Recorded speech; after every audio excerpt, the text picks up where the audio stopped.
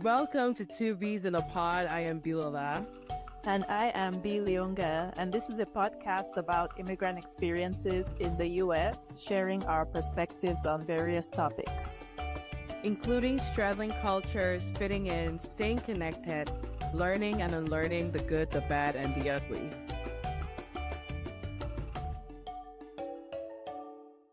myNkwa. Welcome to this week's episode of Two Bees in a Pod, and our special guest this week is Ashangndowah Akwo, who is one of the founders of myNkwa, which is a mobile banking application, but it's a lot more than that, and we'll get into those details shortly.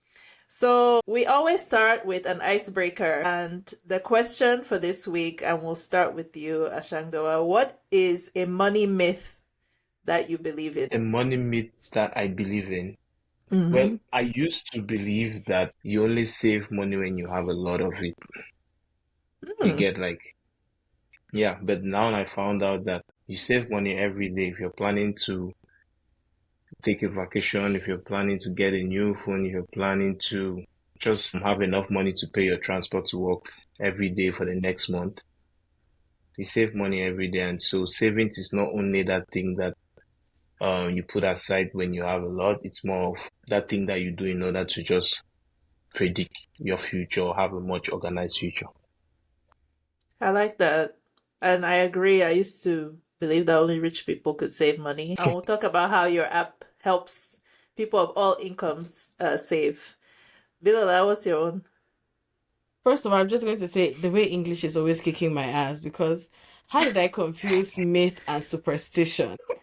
I mean, it's kind of similar now, isn't it? Like they're... I was going to say, what's the thing? Is it like your eye twitching? Somebody's going to give you money. Your hand is scratching. My Your hand, is exactly. scratching. I said that to my friend one day. She said, "See this fool," and the money never came. So maybe that's my money myth. I don't. Yeah. But you know what? Like, since we're talking about superstition, like picking money, right? Picking money from the ground or money that you found. So recently I was out like with my family, and my nephew found, this was in London, he found 20 pounds just on the floor somewhere. So he's happy now, he picked it up. Later on in the day, we're on the train, and there's a man like walking through, like asking for money. Mm-hmm. So immediately, like, that his 20 pounds came, and we told him, my sisters and I told him, like, give that man give that man that 20 pounds, because there's something in me, like, if I find money, like, I feel guilty about keeping it. I feel like I have to pass it on to help somebody. You know what I mean? Like, I feel a kind of way if I spend the money on myself. So I'm That's like, not because she'll spend that money quickly. no. When I was in grad school, I was really, really broke. Like, I was going through it this one day, and as I was getting on the elevator, I looked down and I saw $100 bill. I held on to it for a few days. Like, I was looking around the building to see if anybody had put up a sign or nothing. I think I held on to it for a week, and nobody asked for it. So, finders keepers. I kept it, but like you said, you give it to somebody less privileged. I was a less privileged person. Yeah, you were broke at the time, so I mean, nobody can fault you for keeping that one. I was the less privileged person. That was like gas money. I was driving 100 miles every day back and forth to school. So, Jeez. yeah, that came in clutch. So I used to have the same feeling, or we grew up with the ideology that when you pick money in Nyongo and all of that, like witchcraft and all that stuff, and I would see money and not pick. But recently, I have this view about the fact that the universe is open to you and it's just going to keep giving you stuff, and you just have to accept them. So whenever I see money now, I pick. I just pick. In fact, I created a saving goal. I was going to open it and show you guys. I created a saving goal, and I don't know if you guys can see my screen. So whenever I pick money, I find a way. It's still loading. Okay, I have like send me a 3-5 screenshot. Yeah. I have like 3-5 in it. Whenever I pick money, I gather it right up to about 500 francs, and then I take and I put it in the app. And I'm planning to do something like what Beatrice was talking about. At the end of the year or something, I could take it all and then try to help some people, or just spend it on myself. But I believe that whatsoever I see, it's the universe trying to give me, and I just take. Amen. That's a At good least philosophy. Yeah, that's See? true. Okay, so yeah. before we get into myNkwa and your motivation behind starting that application, can you just share a little bit about your background, your education, and your upbringing? Okay, cool. Excited. Um, so my name Akwo Ashangndowah, background very complicated. I studied microbiology in the university, microbiology and parasitology, and then at some point in time decided to do an MBA, precisely focusing on project management. And the reason why I decided to do an MBA was because while I was studying microbiology, I started my first company, which was like a health tech company, and I realized that I was lacking a lot of experience business wise. In fact, I had 10 papers in the ordinary level, and the only subject I failed was economics. So I was like zero. Yeah, I decided to do an MBA, and then that's how I added that to my. We did have no background in engineering, but I did. I think when in my advanced level, one strange subject that came up, which I'm not sure you guys had in your time, but it came up in our time, information and communication technology. I picked that up, and that was what kept me going. Added to the fact that I just had this interest for tech.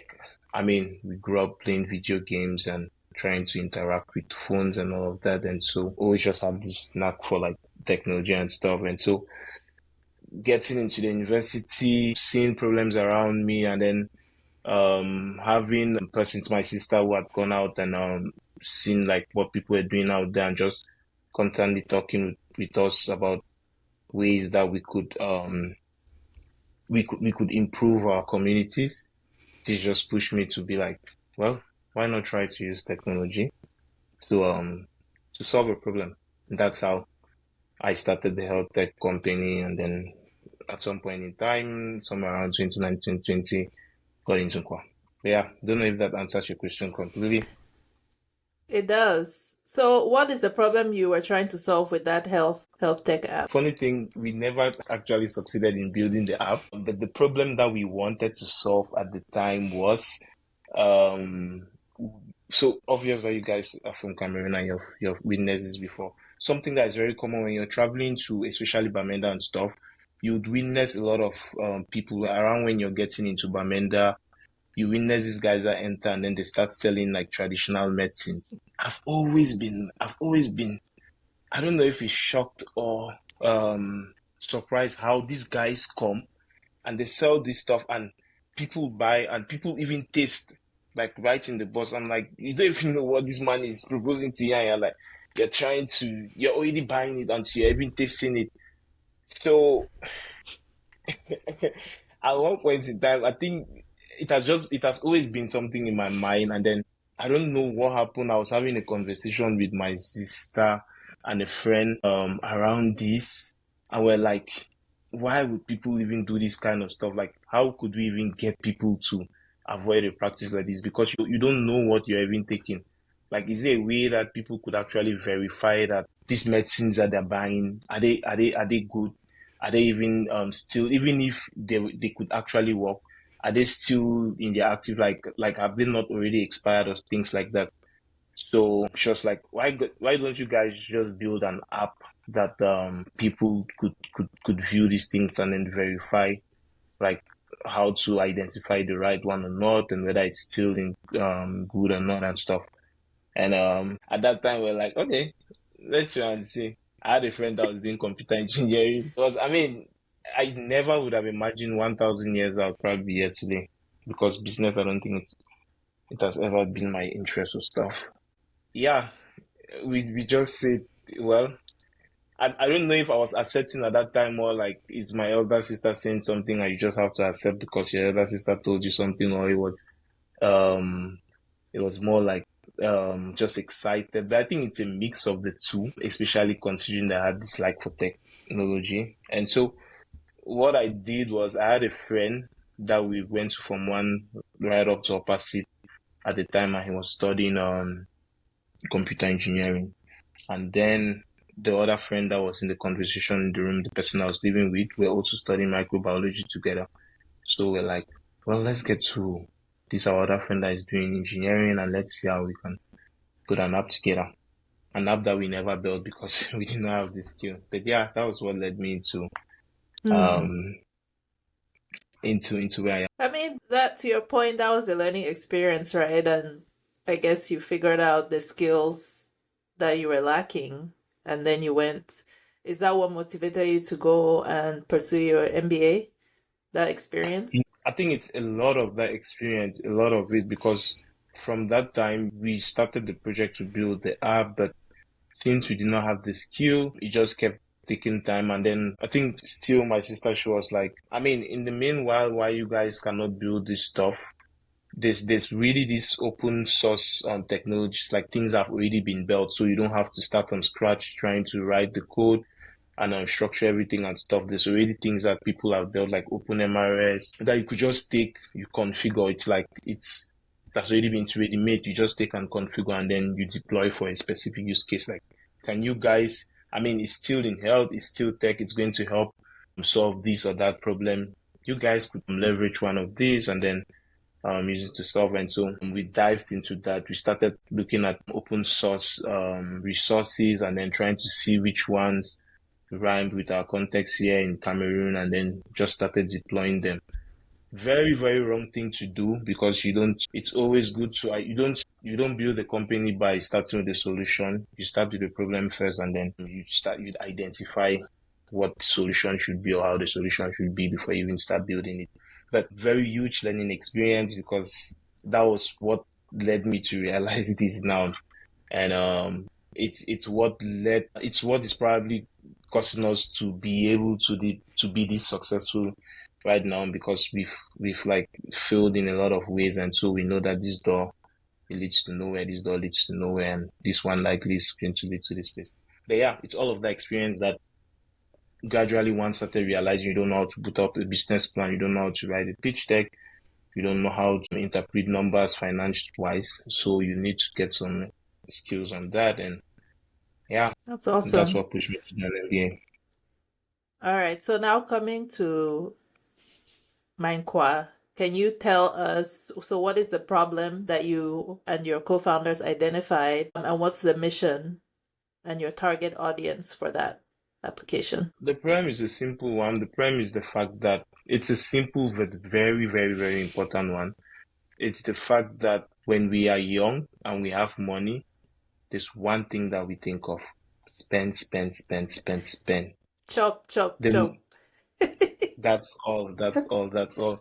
And you chop until then the next day you're back drinking Gary, and you could not believe that. And you used to be a king, and I experienced a lot of that in my life, in my university life. So I could totally relate to having a savings problem. And a unique experience of my junior cousin breaking open a wooden bank led to the idea of maybe we could digitalize this experience, have a means by which people could save money in a disciplined manner from their phone, which was almost like their best friends. Like everywhere you go, you have this phone. Whenever you have 500, 1,000, you could just put it there. And you know that if you are tempted to spend your money, then you can resist that urge to spend that money, because you are kept in this place that gives you access to the money only when you had reached saving goals that you had set. So you cannot afford to just wake up and say, hey, give me back this money that I kept here.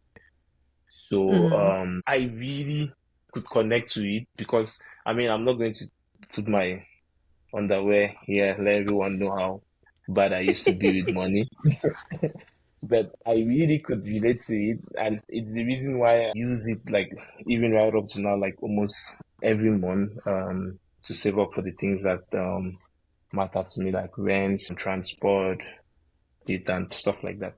But yeah, it's the ability to start being conscious of what is ahead, what is going to require, and start making the allocations for that, instead of just being wishful that, hey, maybe next month my uncle is going to send me this money, or this gig that I'm doing is going to go through, and then they'll give me this money, and then I'm going to use, and I'll maybe pay up my rents or get this laptop that I've always been planning to get to do my work and stuff like that. It's more of being pragmatic and saying that, hey, if I want to get this laptop, then I need to start working for it. And that's something that a lot of young people need. At least I know that I need it. I still need it up to now.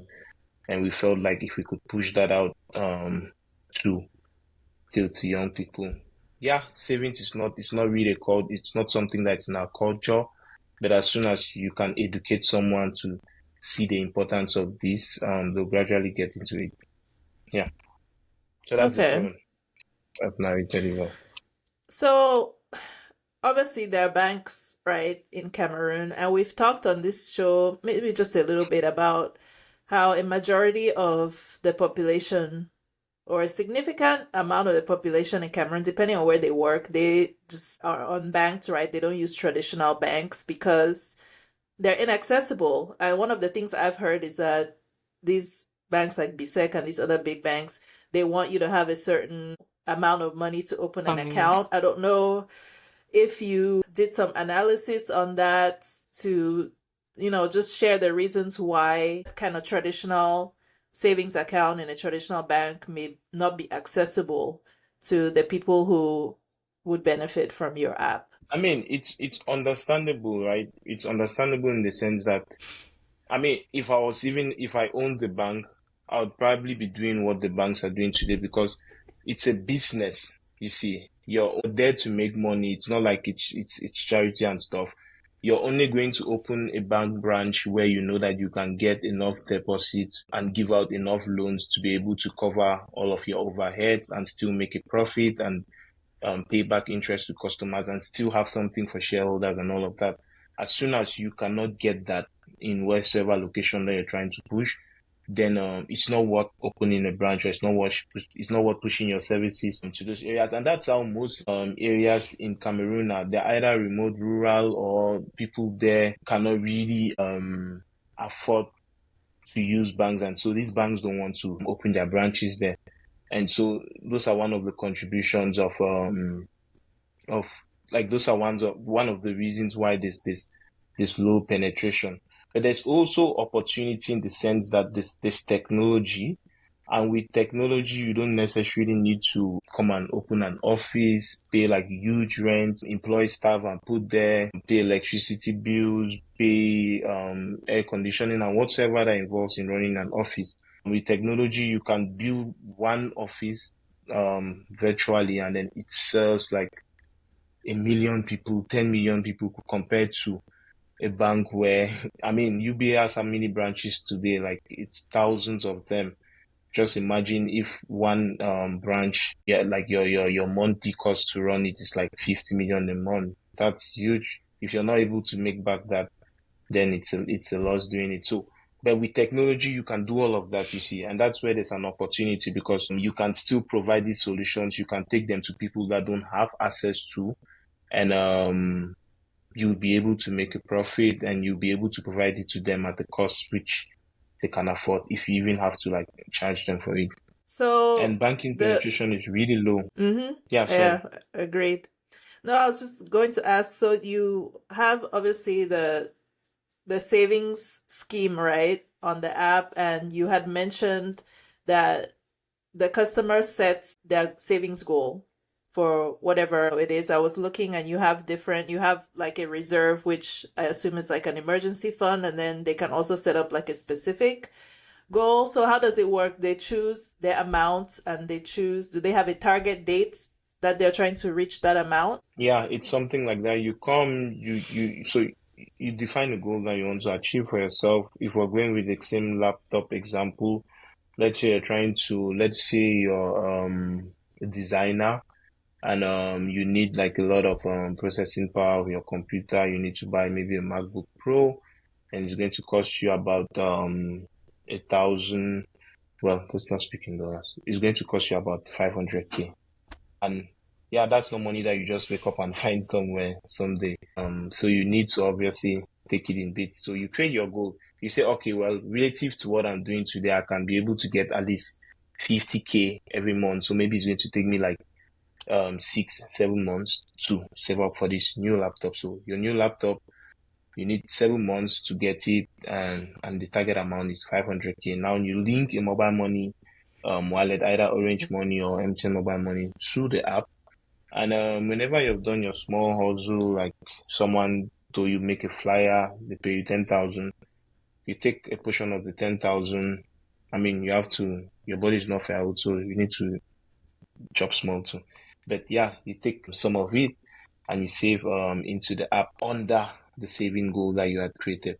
And now the advantage is that, or the value of the app is that until you reach the target duration and the amount that you set for your goal, if you try to withdraw the money that you've already saved, you're going to be penalized. So there's going to be a percentage that is going to be deducted from your total funds. The funny thing about it is you're the one who sets the fine relative to how indisciplined you think you might be.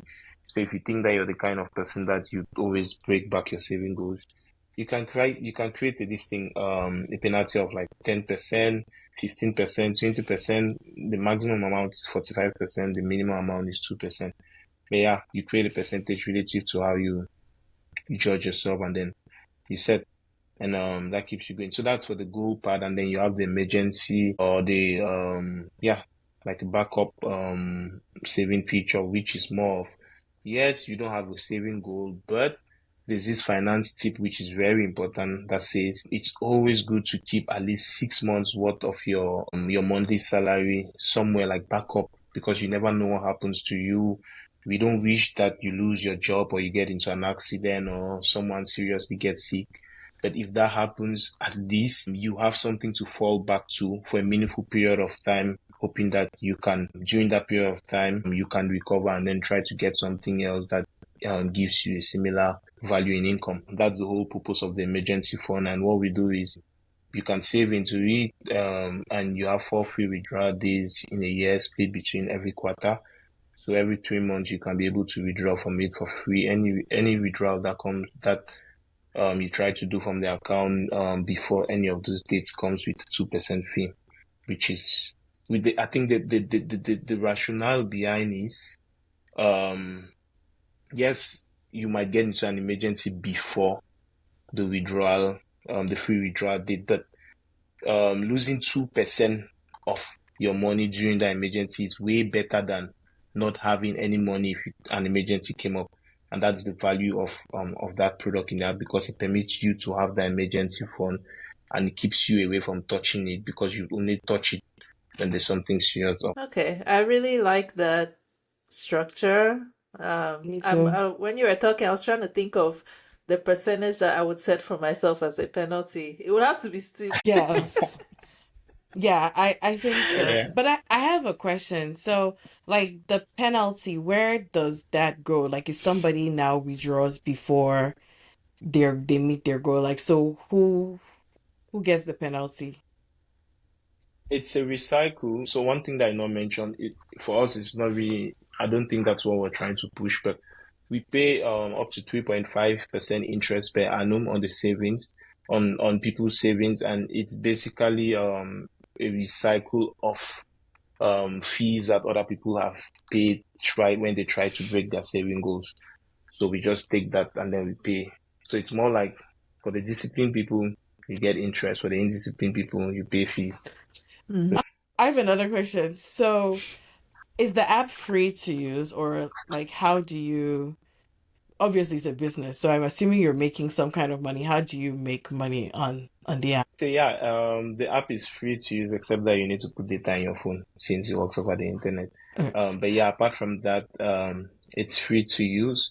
And for now, how we make money is, when you save in our application today, we have like over like 300,000. Again, I should not be talking in US dollars, but we have like over 200 million in AUM. So we take a portion of it, and then we save it in some bank account, which gives us interest. That's more of a short-term plan. The long-term plan is to be able to manage the money in a very risk-free manner, where we're able to generate returns on it, and then distribute a portion of that back to customers, and then keep the rest. So it's more like a long-term thing. We're not in need for like immediate gains. We know the potential of what we're doing, and we think that if we're able to do the right things and hit our strategy, then all of what would like all of the loss that we're making now would only be an investment towards all of the profits that we will be making in the future. I mean, every great thing doesn't start easy or Yeah. Okay, that makes sense. So when you are marketing your app, right, who is really your target demographic that you're marketing to? so before, and you learn every day, you learn every day, you learn every day. Before, we used to market it to university students because they're the most like they're like the unique definition of early adopters. If any new thing comes out, they're not scared to try out stuff.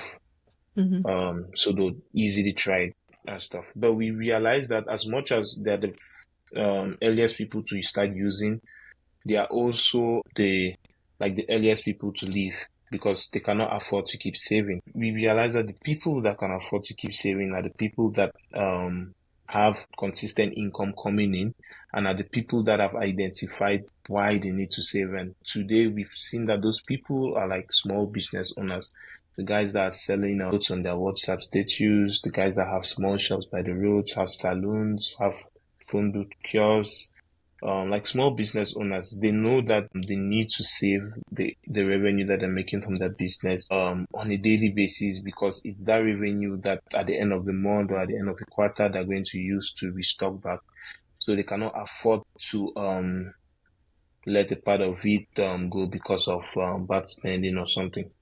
So yeah, they find our app very interesting, and yeah, they're the ones that recently were trying to retarget. It's true that it's difficult to get to them because their business matters to them a lot and their money, like every single franc matters. So when you're proposing them new things that concern money and it's over the internet and they know internet and scams and stuff, they're like, give my money, so I'll be prepared to take that kind of risk. But if you're able to get them and get that trust, you have one huge pipe of deposits just coming in.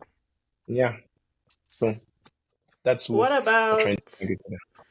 what about like salaried people, right? People who, I don't know, whether it's government workers or people who just have a regular salary job. Do you find that they would be inclined to use your app since they have that steady income and they might not be, I don't know, risky, or their income is definitely more consistent than I would think like a small business owner, right? Mhm. Yeah, they are. They are. We have three target customers: university students, small business owners, and young career professionals. Yeah. I just chose to focus on small business owners because they, apart from having a consistent income, they know why.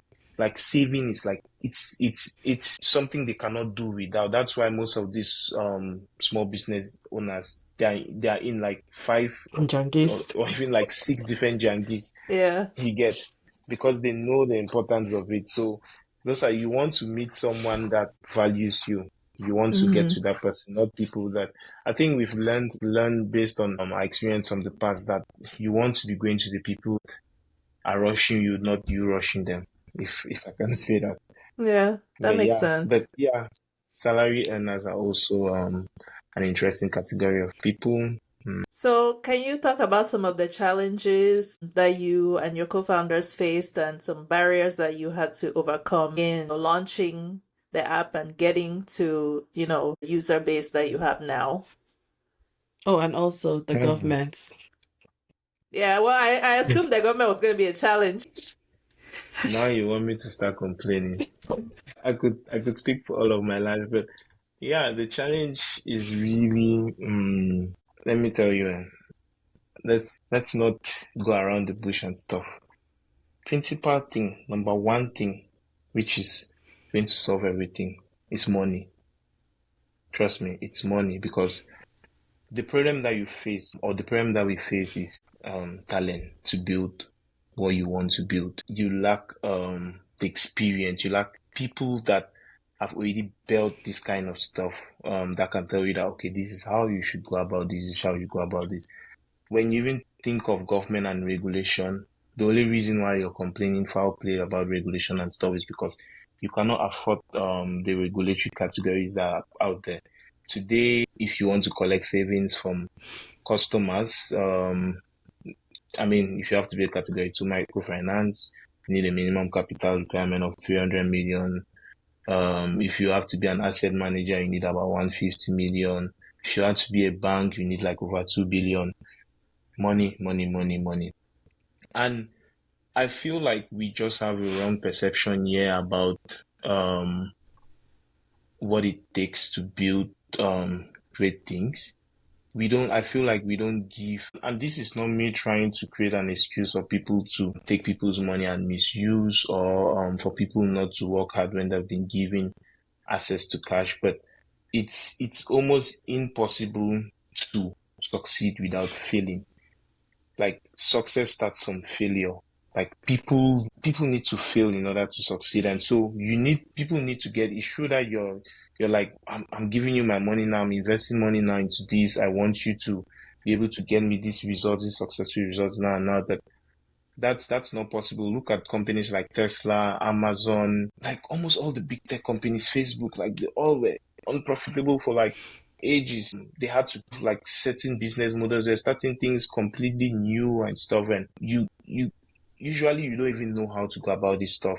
You need to learn on the job, and then you gradually figure your way out. And if you don't have enough fuel to keep learning and figuring out, because the number one enemy to a startup is not even, it's your ability to stop building. It's your ability to, it's you dying. If you die, then that's your failure. Failure is not even whether you've missed finding the right profitable business model and stuff like that. It's your ability to continue going. So I feel like everything goes to access to resources. But now if you had that resource, then what the problem that you're going to be solving would be being able to market your product, being able to do sufficient research about whether this problem is one that people are facing, being able to get the right talent to build the kind of stuff like good quality products that can last like multiple use, like millions of people jumping on it, or resist attacks from all forms of cybercrime and stuff. It's true that it's not going to do it 100%, but at least you need like 95% good. So yeah, it's usually around that, but the primary thing, it's really around cash, because that's where everything starts from. That's the fuel.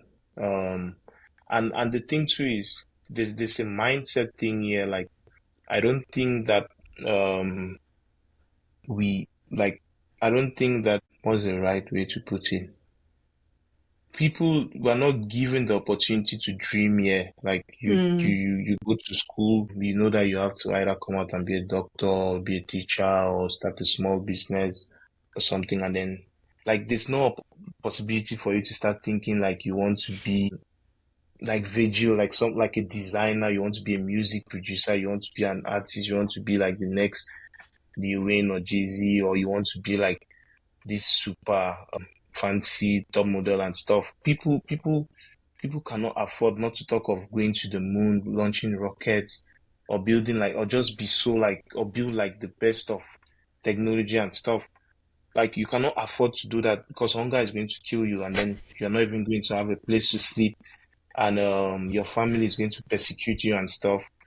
And that's a huge problem, because you have very smart people with very smart ideas, but because of these kinds of things, they would never even dream of wanting to venture into those things. Or even if they try, after 5 months, 1 year maximum, they're like, this thing is not for me, I cannot afford to keep going this way, and they quit. And that's why Cameroon will probably, I don't want to say never, because we're trying, and for us, like, one of our greatest like my vision is really to be able to be success story, so that people can see that, hey, this guy was able to do this thing, these people were able to do this thing, and it worked. means that maybe I could try this my own idea that I had and it can work too. And as soon as you start doing that, you start creating more and more people that think that they can do stuff and it works, and they start building stuff and it works. And that's how you create an ecosystem of builders, of problem solvers, of entrepreneurs. And Africa needs entrepreneurs. Forget all this politics and whatever we're talking about. That's what we need. Like, we need people that can drive economies, people that can create jobs, people that can give others a means of earning and taking care of their bills and stuff. And yeah, only entrepreneurship can do that. But we're so lost. We don't even know how to go about that. That's the funny thing. But yeah, I can speak for ages about this, so you should not let me. Well, you made a really good point, is that you have to have the resources to be able to take risks and to fail, right? Like, you name some companies like Amazon, Facebook. The founders of those companies, they were not like broke boys who started with nothing. They had resources, whether that's family connection and other networks where they could fundraise, and they had that, buffer to be able to fail and try again. So that's a really good point. So you mentioned that, your goal is for other people to be able to see what you've done and, have their own idea, whether that's a startup or whatever it is. Was there anybody or people who you looked to when you were thinking of, at the baby steps of this journey? Were there people who inspired you, or like other examples that you looked to, whether that's within Cameroon or Africa in general, that kind of provided you some motivation? I think in the start, it was just more around people telling you that this thing is possible. At that time, I don't think there are a lot of success stories, but I think as from like 2018, 2019, like that and upwards, there's been a lot of African startups that have been coming up and have been proving. Like, see, I don't know if you guys know of what's the name of this startup it's a payment gateway. It's leaving my head. That they It's a sold, payment. they sold to that big American company. I don't know if Is I'm it thinking Yeah, of the they same sold to one. is Stripe. it Paystack or They sold to Flutterwave? Paystack. Yes. Paystack. So it's Paystack Yeah, that Mm-hmm. sold they to sold. Stripe. Mm-hmm. Yeah, they sold to Stripe for about 200 million. And that's huge. That's huge. And there's been a lot of other acquisitions. It's true that the secondary, like, acquisition wise of startups here in Africa is not giving that much, but I think it's a journey that is still going on. There's still a lot of opportunity. I cannot really. It's recently that I've been seeing success stories, and that has been keeping me going. I think in the start, what really kept me going or us going is really support. My elder sister played a huge part. My co-founder, my two co-founders, or even three co-founders, Ebanek, Alice, William, like, very huge part as well. It's you need when you're doing stuff that is impossible and it looks like crazy, you need to have people around you that feel crazy like you, and you feel like you're not alone. At least there's this one person that you can go back to and discuss ideas, and it feels like it's a normal thing, and they're not on the side of the other people, and they're like, let's do this, and they're like working with you right up to 9, 10, 11 p.m., 12, even working on Sundays, and you're having meetings at funny hours, and it's not even a strange thing. While others are telling you that, hey, it's 5 p.m., it's work is closed, I need to go to the house. Another person is telling you, hey, there's this other meeting that we need to jump. There's this stuff that we need to do. It's almost like the day just started, and it's so normal. Like, it's that's what keeps you going. And that's what has kept me going.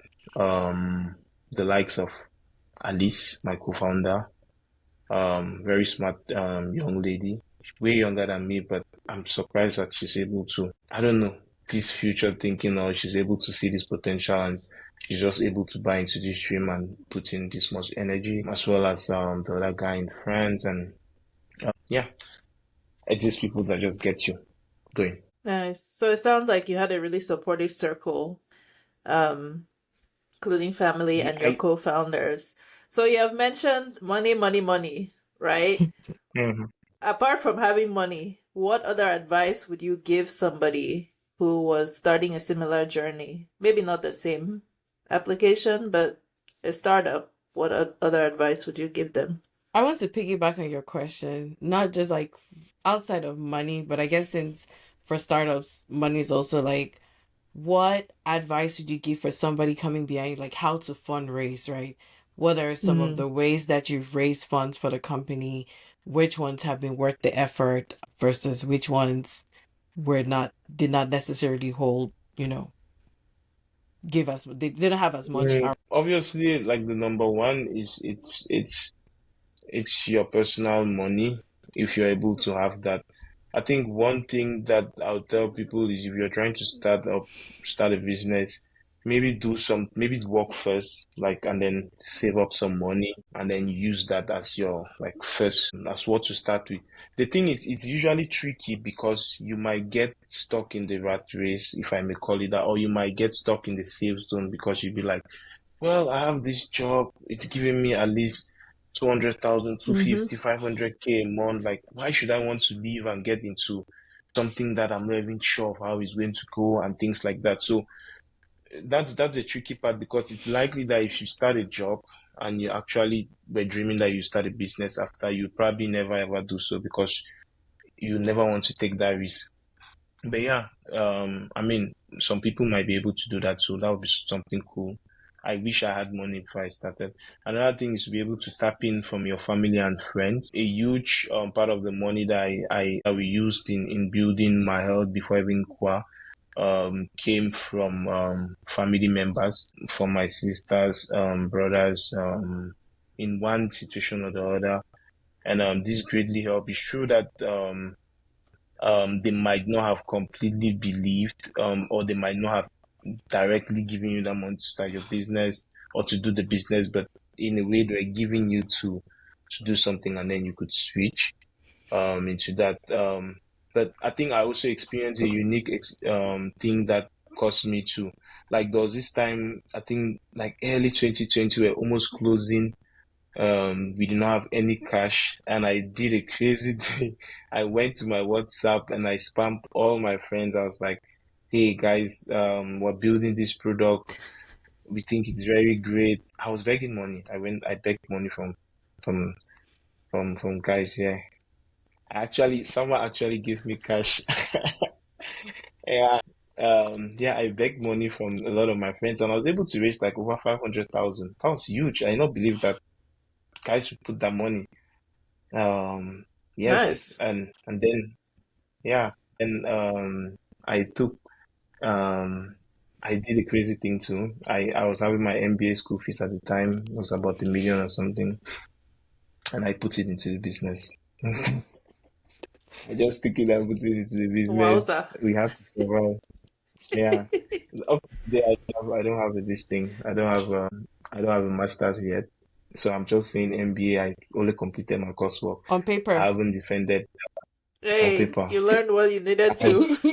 You don't have it on paper, yeah, but you got your money's worth of education. yeah. The guys told me that if I need to, like, I need to complete my fees before I can defend my thesis, and that money is far somewhere working more money. So for now, not just chill. And then another thing, which is also very huge, which everyone should be doing is grants, and like this, all of these grants and startup competitions that are actively happening. Like, I think it's the misconception that we have when we start building is the fact that we think that it's all about the technology or is a product, you see. But the mistake is without the resources, you're not going to take that product anywhere. So the wise thing to do, like one of our investors, Mr. Joel Nana, also very huge influence in where we are today. Like, he's always like, Akwo, you're too, and I'm not even a technical person. That's the funny thing. But he says, Akwo, you're too technical. You're too technical.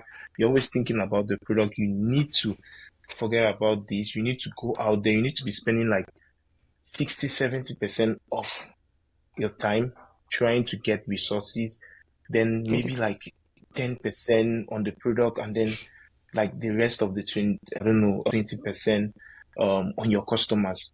You need the resources. So, and this is something that we don't do. Like when we start building, instead of spending time trying to apply to as many of, because it's a numbers game. It's not like you're going to put out this application that is best and then someone is just going to wake up and select. It's like it's how many you just need to be applying to as many as possible, and then pray that you have even if it's a 1% conversion where, okay, you need to do 100 applications to get one successful one.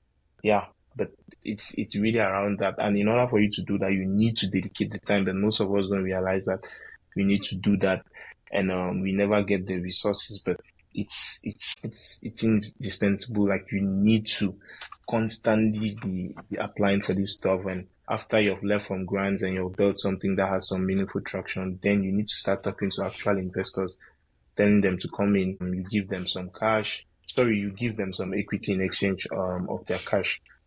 But yeah, those are ways by which you can get the money. And then also the one that is obvious, even though I probably have not spoken of how important it is your business you need to be also looking for ways for the business to start making money.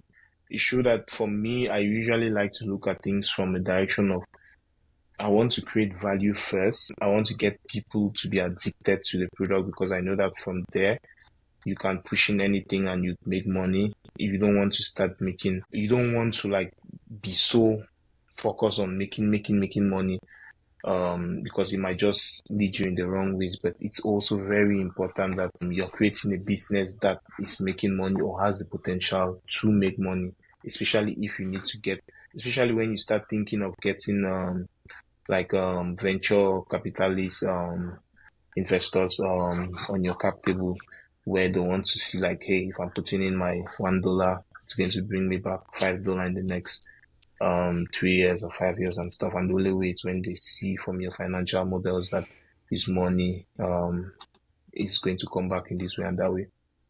So yeah, I think that's what I can see. That's the little I have. I have a piggyback question. So I have a piggyback question. I watched some Shark Tank, right?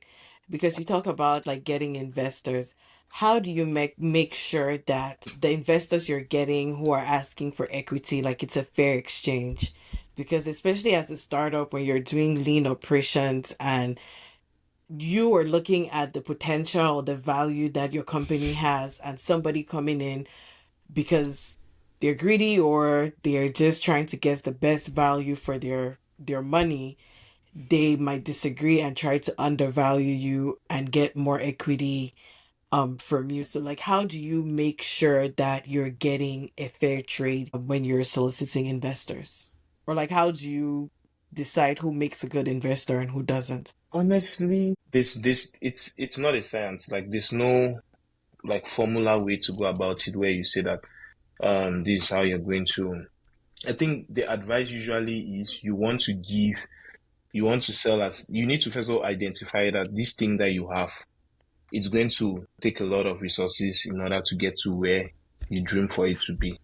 And that a lot of resources is going to come from a lot of people. And the only thing that is going to keep you to keep working on that thing is when you have like a lot of interest in it. So you want to be losing as little of your company as possible when you're raising cash from investors, or else at some point in time you'll be diluted in love and you lose like focus in really wanting to build the stuff. So it's more of an art than a science when you're trying to raise cash, setting valuations and knowing how much to get from investors. But it's also tricky. You don't want to like oversell your business or you don't want to overvalue the business, because let's say you can go and raise like some money and then you wake up and say, well, your business is worth like, I don't know, 10 billion francs CFA. And then you get investors and they put in cash into it and they give you, let's say, 1 billion in exchange for 10% equity in the company. And you get that money and you do your stuff. And then, like startup businesses, you run out of 1 billion, because 1 billion is very small money and you need a lot of money to build and get to where you want to build. But now you run out of money and you have not created a lot of value and you're trying to raise, and you cannot sell a new valuation because people are like, the 10 billion that you said that you were worth last time, even after we've put 1 billion into you, you're still worth nothing. So the only way by which you can even raise is if you undervalue, like you cut back on the valuation that you have, and that's a very bad thing because all the investors that came in previously will be it's a bad deal for them, and even for the next one that is coming in, it's like this one that we're putting in money and it's coming at a valuation that is lower than the previous one. This company is definitely not one that is working. So you want to you want to get a valuation that doesn't give out a lot of your company, but you don't also want to set something too high that you're unable to meet, and then in your next round you have to do a down round because you're not able to reach up to that value, and investors now don't like trust the business anymore. It will be so difficult to attract.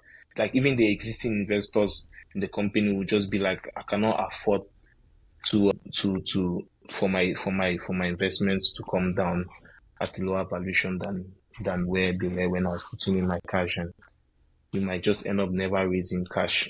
It's a whole different ball game now. Even just trying to convince people that hey, um, we need this in order to keep growing and stuff. So yeah, That makes sense.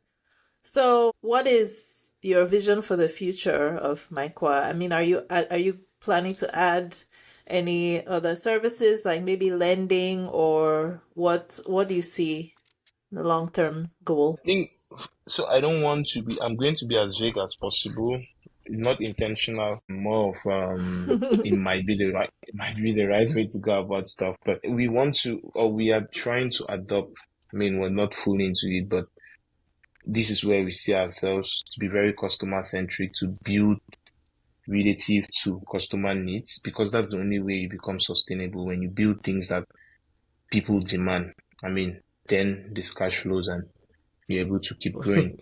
So we want to build from that direction where we're constantly studying our customers and seeing areas in which they need value, and then we see how that we can propose those things.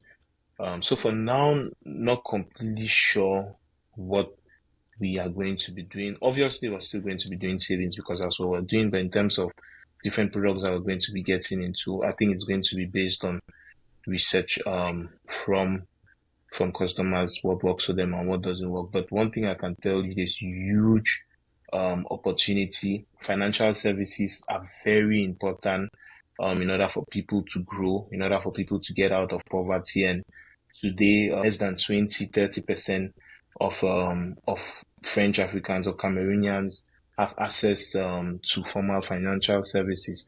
So that's how much of the population you're leaving out of any form of growth or even getting out of poverty. So there's an inherent need to really just provide these services to these people, and that's what I mean.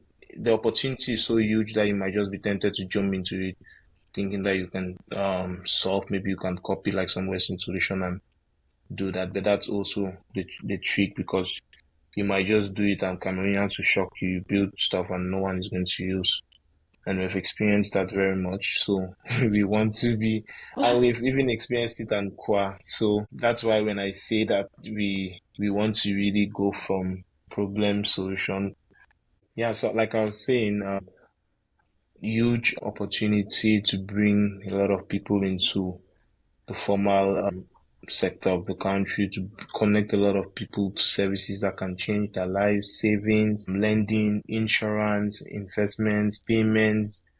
It's just huge. But then it needs to come from a place of need. It needs to come with the customer at heart. Like you need to be solving the problem from where it hurts than just assuming. And that's what we're trying to do. And it's not easy, but we're going to try our best. Thank you, listeners, for joining us again this week. And the app that we have been talking about is myNkwa, and it's available if you live in Cameroon. It's available on iOS and Android. So if you don't have a savings plan, definitely go ahead and download that. As you have heard, it's a free app, and you can set target savings goals and even your penalty. So think about that carefully before you set it. And our guest has been Ashangndowah Akwo. He's one of the co founders of that application. Don't forget to follow Two Bees in a Pod on Instagram and subscribe on YouTube. And Akwa, we always end with a proverb. So until next time, Trouble no the ring bell. meaning, Trouble doesn't ring a bell. yeah, I mean, that one's pretty straightforward, right? Even somebody who doesn't speak pidgin can understand that one. Trouble doesn't ring a bell, which is why you should have a savings account, an emergency fund at the very, very True. minimum. Yeah.